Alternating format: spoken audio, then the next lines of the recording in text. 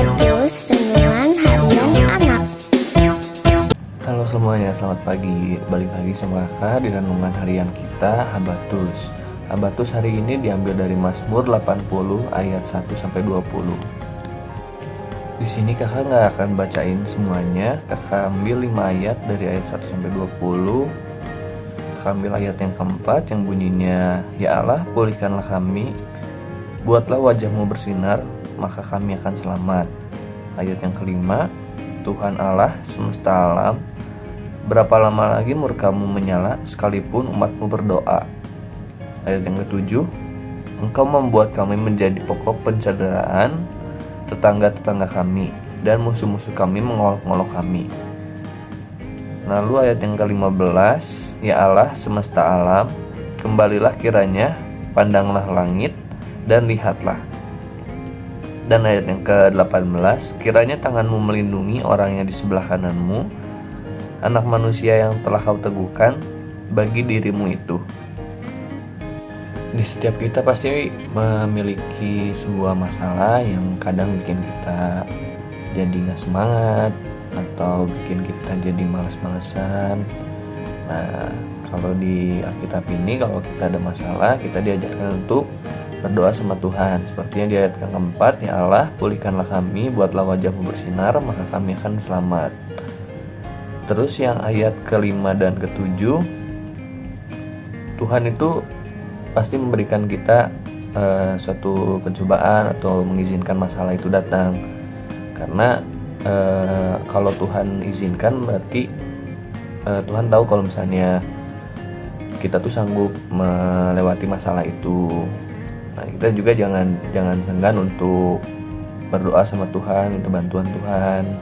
Di ayat yang ke-15, di sini Alkitab ajarin kita kalau kita mau sesuatu atau kita mau minta bantuan sama Tuhan, kita minta sama Tuhan. Jangan sampai kita nggak minta sama Tuhan, jangan kita diam sama Tuhan. Kita harus minta sama Tuhan, minta bantuan, minta perlindungan, minta kekuatan, minta semangat. Karena dia yang di ayat 18 itu, kita pasti tahu kalau Tuhan tuh gak pernah ngebiarin anaknya tuh dibiarkan sendiri, dibiarkan menghadapi masalah sendiri. Nah, pasti dia tuh melindungi kita. Nah, di ayat yang ke-18 ini Tuhan kasih tahu kita kalau Tuhan tuh gak pernah cuek sama kita, gak pernah diam saja sama kita. Tuhan tuh pasti melindungi kita, dia pasti jagain kita, dia pasti tuntun kita. Kenapa sih Tuhan izinin kalau masalah-masalah itu datang ke hidup kita? Nah, pertama Tuhan tuh tahu batas kekuatan kita di mana. Jadi kalau misalnya ada masalah, walaupun itu berat bagi kita, tapi Tuhan yakin kalau misalnya kita tuh bisa melewati masalah itu. Nah, yang kedua tuh Tuhan mau umatnya tuh atau anak-anaknya itu kuat, punya mental yang kuat.